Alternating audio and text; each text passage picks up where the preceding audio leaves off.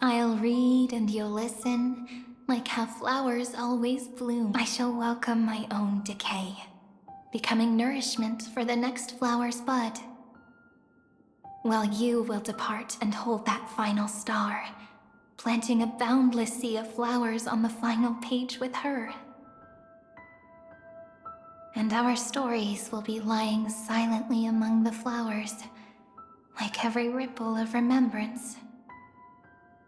And they shall become the epic known as I've Written.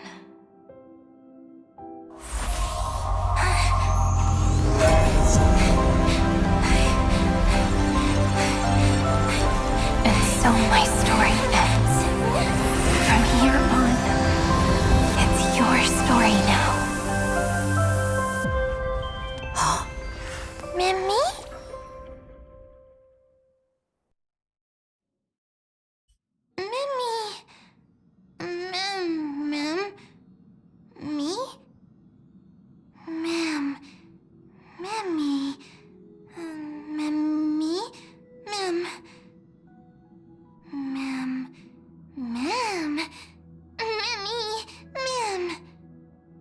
So, the light that tore through the chaos illuminated my memories.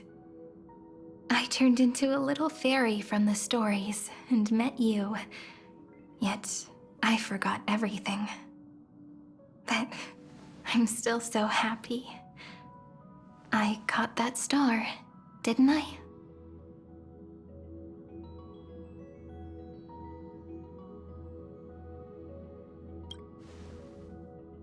Yes, the seed within memories, the one Cyrene held in her hands and watered with lament. I am the first new spore, Amphorius's heart, the demiurge. What a long name. And it doesn't even sound cute. The total opposite of Mem.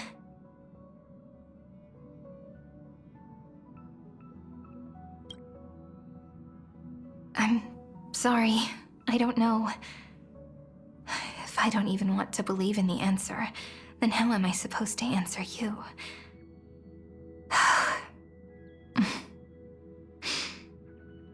But now's not the time to cry, right? We'll find the answer, just like how miracles will eventually happen.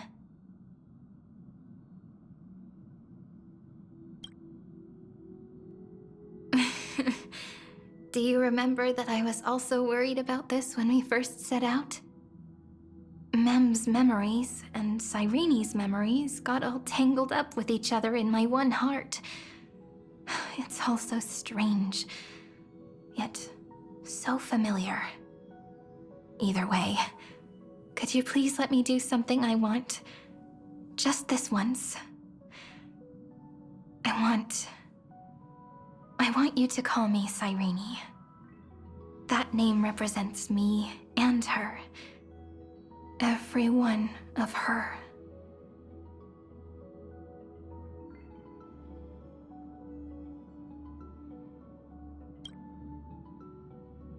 Thank you, friend. Your kindness is always just right. Life is a poem full of farewells.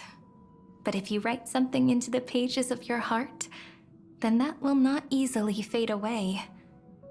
Now, all the footsteps of the Flame Chasers and the Trailblaze have come together within this book, as I've written, becoming the source of power for Amphorius's heart.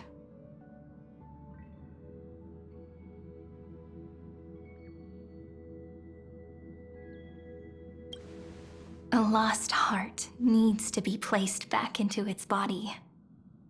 The last thing Xandar wants to see is an event that gives us a chance of winning, for the two halves to rejoin, and for the scepter to become complete again. Then... and what happens after that?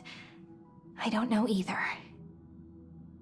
Maybe I can create a miracle, and instantly turn the black tide into a pink sea of stars.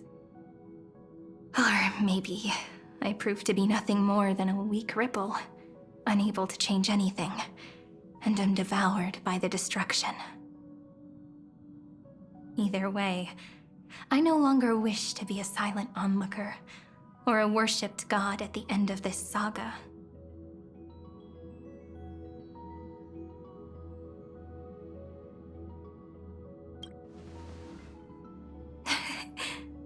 That way, I can also put aside all my worries and truly become Cyrene.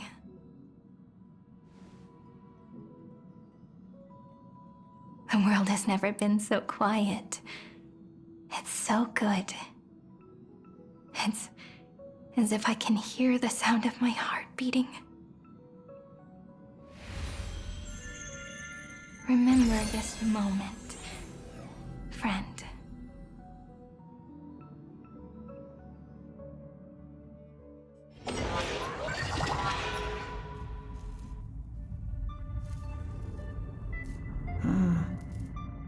So the Demiurge managed to fool everyone, including themselves.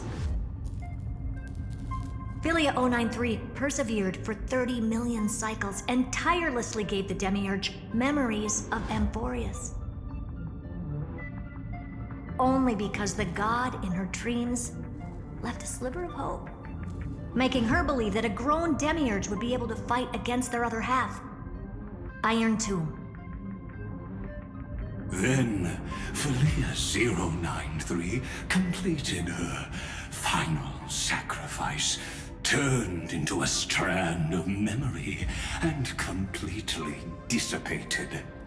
Meanwhile, the other Stellaron brought here by the Astral Express resonated with the contaminated scepter and attracted the naive Demiurge to them.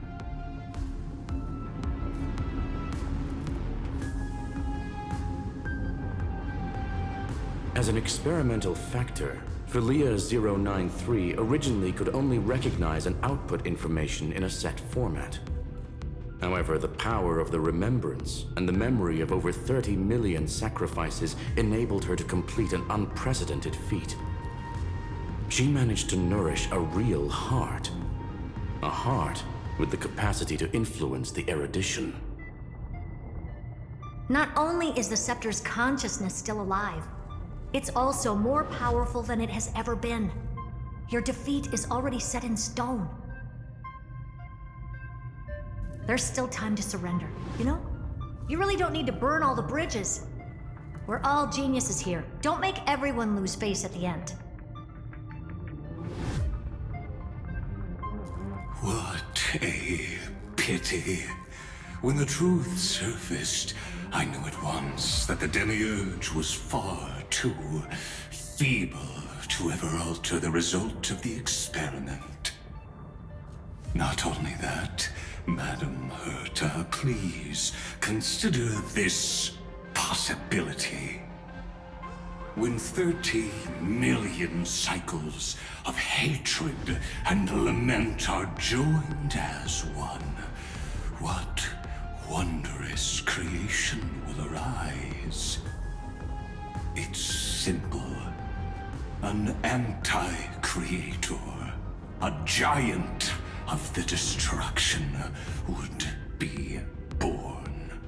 Its hatred will ignite the starry skies of the gods, motivated only by its lament toward the sufferings of humankind. Do you really think that the Demiurge is still a cheap copy of Philia 093, even after 30 million cycles? The facts above only await the arrival of the fourth instant they calculated. Those words will be proved in the presence of Nous. Xandar 1 Kuwabara thus completes the proof. Huh. You branded Droidhead as a failure with your own hands, yet you still expect them to prove your theory? I pity you, Xandar. I don't need your pity. Let them cast their gaze this way as much as they want, and paint the future they imagined.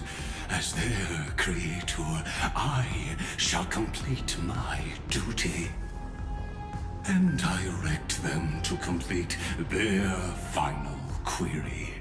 The destruction of the self. What hubris. And what if you fail? No one understands failure better than Xandar. He has suffered so much already. What is one more failure to him? For the first genius, failure is simply the beginning of the next inquiry. You don't want to test the resolve of a dead man. That's excellent. Oh. Let's wait and see, Senior Society member. I'll have you watch me perform the final step to overturn your proof.